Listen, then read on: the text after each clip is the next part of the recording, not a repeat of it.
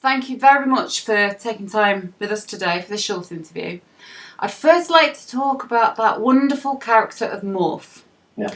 Obviously, stop animation character that I remember so well from my childhood. But can you tell me what it was like nearly 40 years ago in British animation?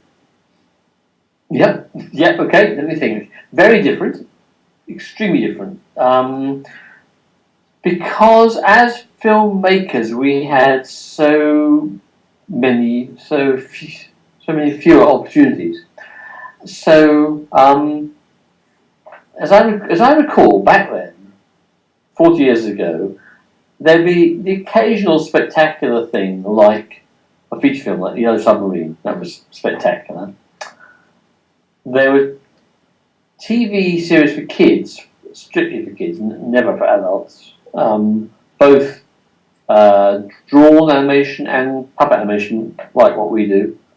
There was TV commercials, and then there was titles, educational stuff like that, and they were all the options.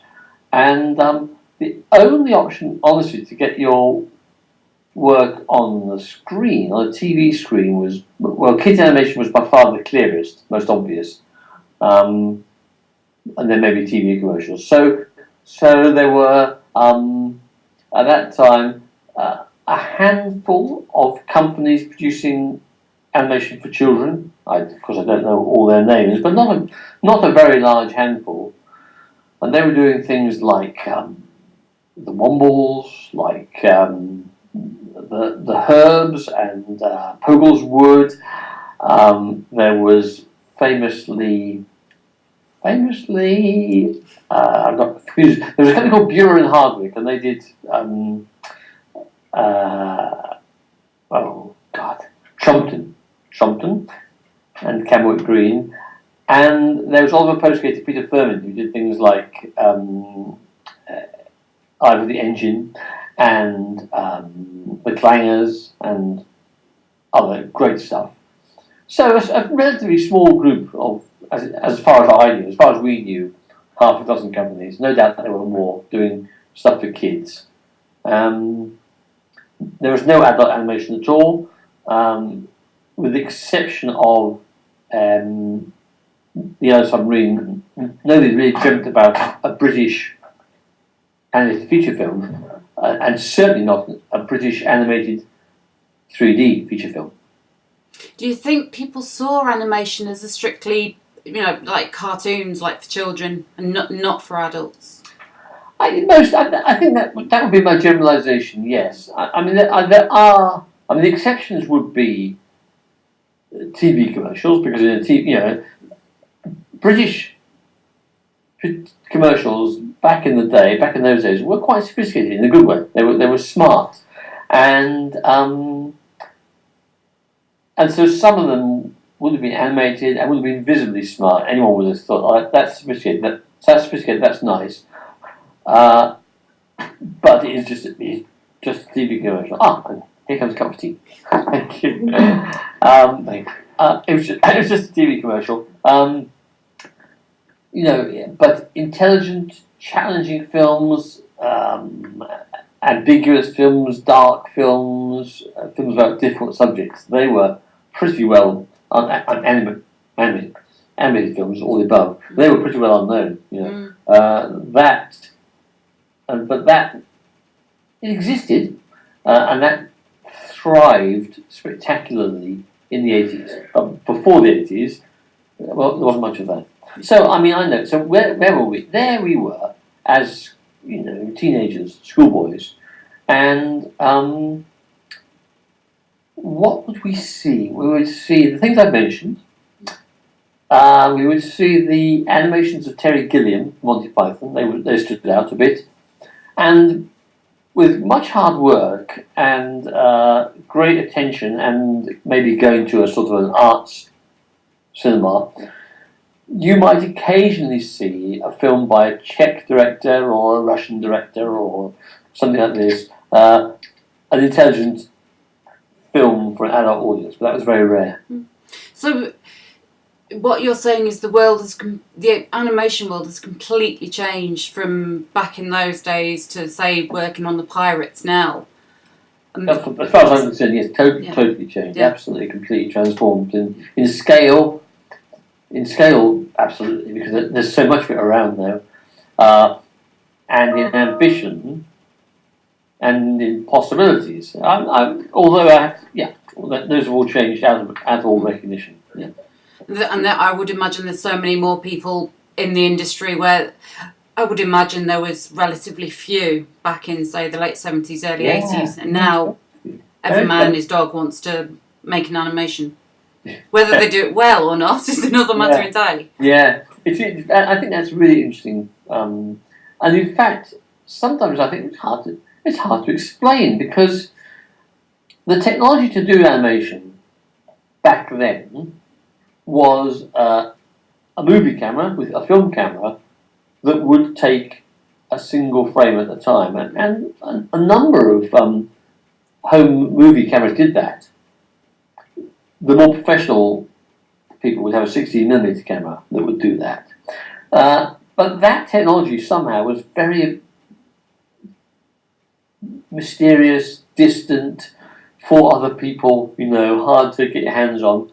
Now the technology is on everybody's phone, well, no, lots of people's phones, on their computers. The technology is freely available, so anyone can do it now. People do, thousands of people do. Back in the day, again, when we were schoolboys, I mean, you could probably have counted on 4 or 5 hands everyone we'd ever heard of in animation in Britain. I mean, everyone. Or maybe even less, maybe even 2 hands, I don't know. It was a very, very small world. Now, of course, in Britain today, there are thousands of practitioners working professionally and tens of thousands of amateurs working away. And of course, amateurs, that's to say that their work is now shown because they can put it on YouTube and Vimeo and stuff like that. So their work is shown, so people are, as it were, published. So the whole the technology has made the business super democratic, which it wasn't before. It was exclusive. When we started, we had no one to copy, no one to really to discuss, no one to learn from, actually, and a very, very few potential outlets for our work. And I will say, historically, that in passing, that we got to meet a guy called Ivor Wood, and he's famous. He did Postman Pat. I don't think he did the TV series Postman Pat, and before that he did the Wombles and Paddington Bear and the Herbs and all kinds of stuff. So he did, and he worked on a French thing called the Magic Roundabout. So he was a huge experience, and he was kind enough to let us into his studio, which was called Film Fair in London, where he was shooting the Wombles. And we were, I guess, in our late teens, and that was our only contact in all that time in our education. Our only contact with anyone doing it professionally, and very valuable it was too. So the world picture has changed. So do you find that having to make Aardman's work on all different devices and the internet and phones, has it become second nature to Aardman that's just the way you've got to work now? Yes, absolutely. Yeah, that's absolutely accepted. I mean, yes, we accepted and embraced. Indeed, we have a digital department here that do websites. Not much anymore, but lots of games and that kind of thing, and the occasional app, and they are constantly aware that it has to be seen on every kind of different format. I must admit, the sheep stack on the CBBC website is one of my son's favourites, and flinging sheep by their underpants never ever fails to to not no, use it's a him. guaranteed hit. You can't go. Yeah. You can't go wrong with that. It's just genius. It's just brilliant. No, they do some great stuff with Shaun the Sheep. Yeah. Yeah. How do you sort of well, Aardman's got to be at the cutting edge of technology. So, the websites and I was looking at the beta version of the Aardman site today. How do you know how you sort of mix that with, so you've got the great design on one hand, but you've got the very English sense of humour, the Aardman sense of humour on the other side, that you keep it friendly, and how do you mix the two? I don't know how you do that. I don't know how you do that. I think people here are very aware of the, what's the word, like legacy, some word like that. We all know, because it's kind of obvious, it's visible, that Shaun the Sheep and Wallace and Gromit and Morph, particularly that lot, are very, warm, likeable characters. That's our speciality. That's our area. That's very comfortable. The digital group here, as a creative group, are relatively newcomers to the company, and as a result, relatively young compared to the rest of the company. They instinctively feel like the crazy kids downstairs, and so I guess when they joined, they knew when they came about the history and the legacy, and they signed on for that. So, and for me personally, I know damn all about how the digital world works, either as a consumer or as a creator. It's not my world, so I'm very, very happy to leave it to the guys that do know, and put all my trust in them creatively and so on. And I enjoy it, by the way. I find that very delightful. I love the fact that they know stuff I don't know at all. That suits me absolutely fine. And they're really good at it. And they, in turn, I guess, as I said, they've bought into the culture here. They care about it. And we all want to do new stuff as well. We've always got at least half an eye for what's going to be the next big thing. I assume the next big thing would be in tradition, i.e. likeable and accessible and stuff like that. But maybe different in every other way. That was going to be my next question. Was what do you see as the next big thing? Can you predict the future? No, without a crystal ball. No, I can't. I have a lot of faith, or you could say hope, either, both, in it's going to sound so corny, in young people, because that's what happens. You sit and wait and watch and pay attention, and every so often somebody comes along and you think, "Well, yeah, that's great. That's great." And by definition, I wouldn't have known what it was. I wouldn't have seen it coming. I wouldn't have predicted it. And if you wait, and if your eyes and ears are open and your mind is open, someone will come along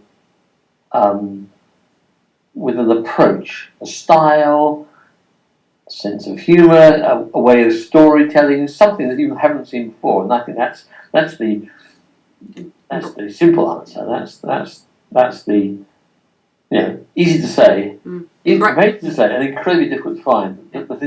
The thing that hasn't happened before. Yeah, embrace opportunities when however they arrive. Yeah, spotting them. I now think after many, many years that it is quite an art, and I will admit, but I won't tell you what. But there have been opportunities that we passed up, and you see them go on to be a success, and you think, bugger, that was a mistake. There's a few of those. Yeah. Right, this is my final question, Peter, and I am dying to know what your answer is. Oh, God. I have no idea, but who has been your favourite character from the Aardman Studios? Across everybody. Everything. Everything. Well,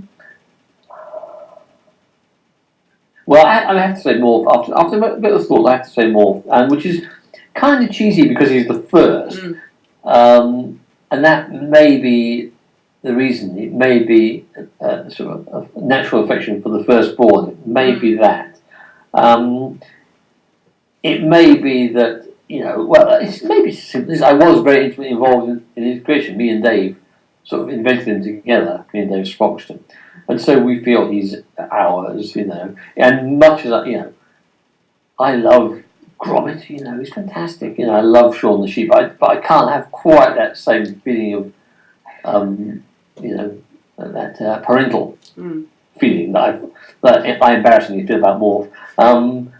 And we're doing some more stuff again now, and sitting and working on stories is just as delightful now as it was 40 years ago. No, nearly 40 years ago. Just delightful. He's such an interesting character. Oh, by the way, anecdotally, we're doing Morph again. He's been around for I don't know how long.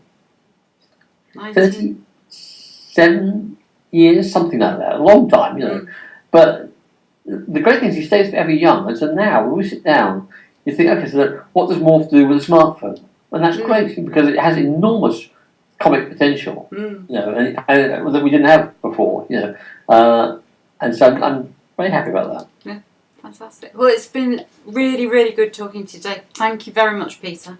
My pleasure. And best of luck with Morph and his return. Thank you. Thank you. Okay.